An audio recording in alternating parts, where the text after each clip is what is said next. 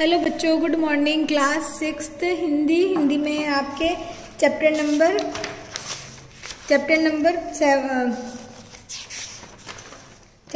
7 पंच परमेश्वर, जो कि हमने पहले पढ़ा था। आज हम इसके करते हैं अभ्यास प्रश्न, जो कि आपके पेज नंबर 38 पर है। अभ्यास प्रश्न, इसमें सबसे पहला प्रश्न जो है आपके, जुम्मन ने किसकी जमीन अपने नाम करा ली थी। इसमें पूछा है जुम्मन ने किसकी जमीन अपने नाम करा ली थी। तो आपको उत्तर लिखना है, जुम्मन ने अपनी बूढ़ी खाला, किसकी बूढ़ी, जो उसकी मौसी थी, खाला को क्या बोलते हैं, मौसी की जमीन अपने नाम करा ली थी। ठीक है। उसके बाद में है आपके प्रश्न नंबर 2, खाला ने पंचायत क्यों की। इसमें पूछा है खाला ने पंचायत क्यों की। तो आपको उत्तर लिखना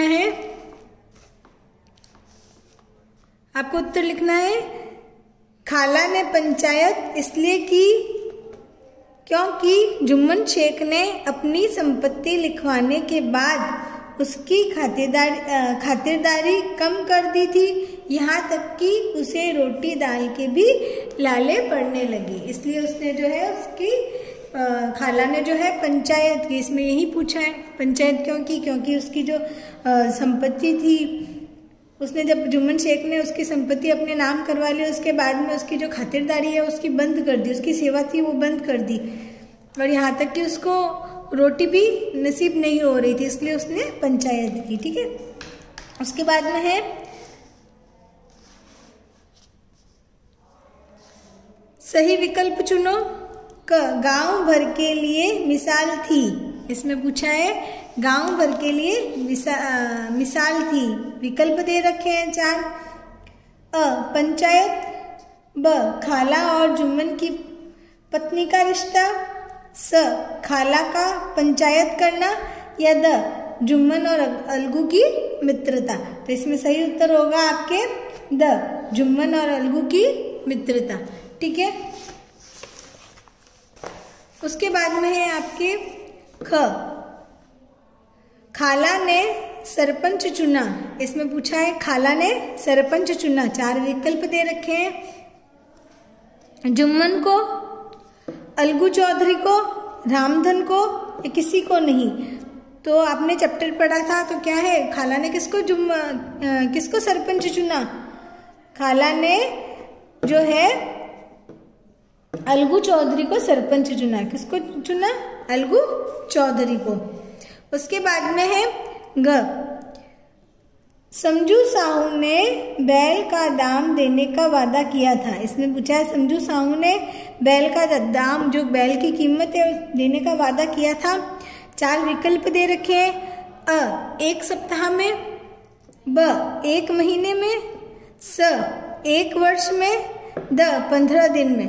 तो यहाँ पे सही विकल्प जो है आपके ब 1 महीने में। 1 महीने में समझू साहू ने बैल की कीमत देने का वादा किया था। ठीक है। उसके बाद में आपके प्रश्न है फिर से, खाला ने पंचायत क्यों बुलाई। इसमें पूछा है खाला ने पंचायत क्यों बुलाई।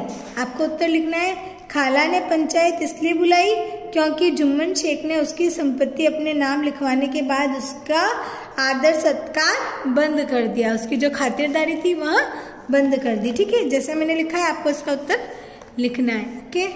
उसके बाद में ख गांव के लोग खाला का साथ क्यों नहीं दे रहे थे। गांव के लोग खाला का साथ क्यों नहीं दे रहे थे।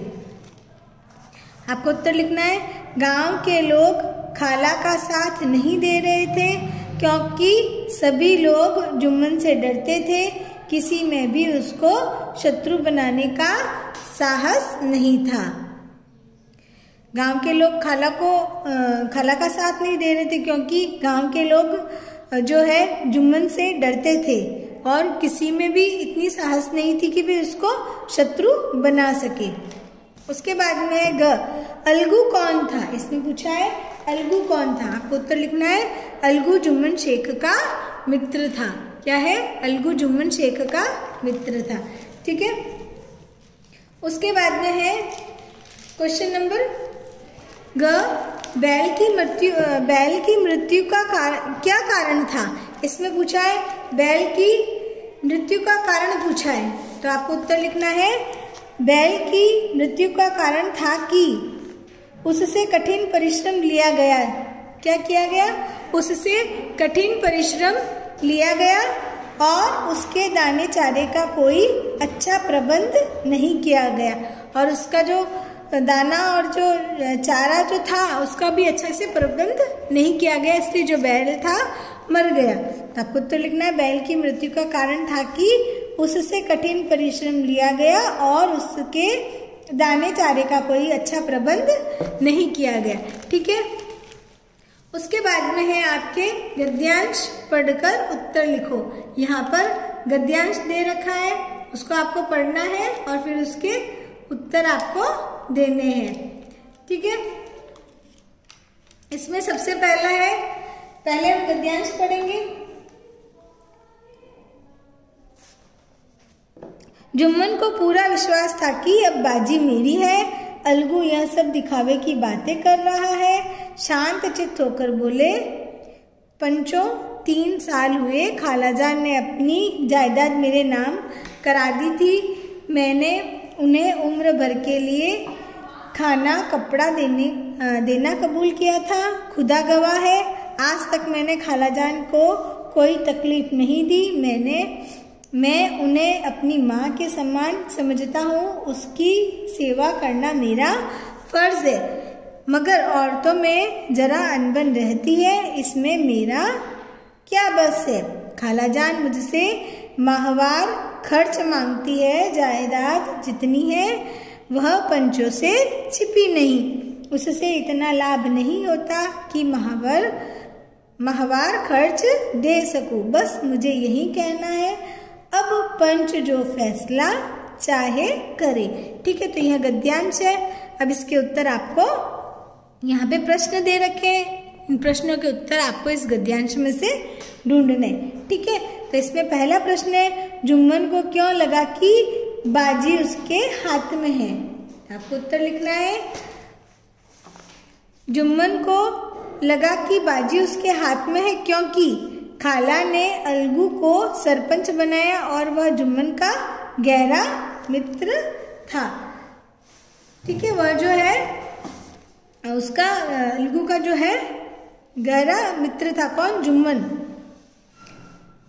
इसलिए वो उसने कहा था ना कि भाई दिखावे की बातें कर रहा है, और उसको पूरा विश्वास था कि भाई जो जुम्मन को पूरा विश्वास था कि भाई अलगू जो है फैसला उसी के पक्ष में देगा। आपको यही उत्तर लिखना है, जुम्मन को लगा कि बाजी उसके हाथ में है क्योंकि खाला ने अलगू को सरपंच बनाया और वह जुम्मन का गहरा मित्र है।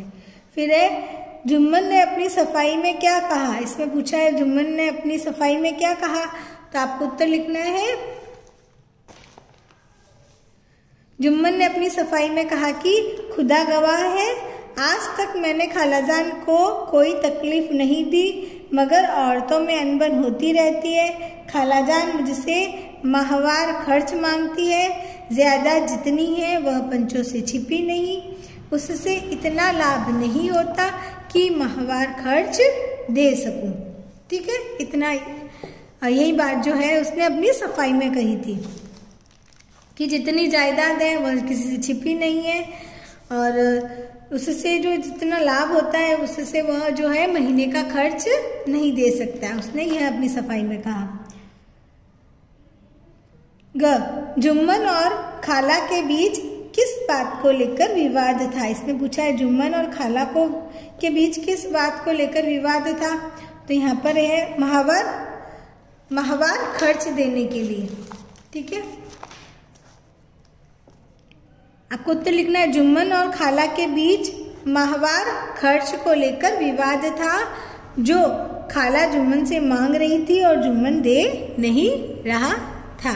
ठीक है, उसके बाद में आपके प्रश्न नंबर 6 अधिकतम शब्दों में। पहला प्रश्न है, खाला द्वारा पंचायत करने की बात कहने पर भी जुम्मन हंसा, क्यों? इसमें कहा है कि भाई खाला द्वारा पंचायत करने की बात कहने पर भी जुम्मन हंसा, क्यों? आपको उत्तर लिखना है, खाला द्वारा पंचायत करने की बात कहने पर भी जुम्मन हंसा क्योंकि उसको पूरा विश्वास था कि फैसले में उसी की जीत होगी। उसको पूरा विश्वास था कि फैसले में उसी की जीत होगी। आसपास के गांव में ऐसा कौन था जो उसके एहसानों तले दबा न हो? ऐसा कौन था जो उसको शत्रु बनाने का साहस कर सके? किसी में इतना बल न था जो उसका सामना कर सके, इसलिए वह जो है हंसा था। ठीक है, अब है प्रश्न नंबर ख। खाला व जुम्मन के मुकदमे में पंचायत ने क्या फैसला सुनाया? इसमें कहा है खाला व जुम्मन जो है उन दोनों का जो मुकदमा था उसमें पंचायत ने क्या फैसला सुनाया? आपको उत्तर लिखना है, खाला व जुम्मन के मुकदमे में पंचायत ने यह फैसला सुनाया कि खालाजान को माहवार खर्च दिया जाए।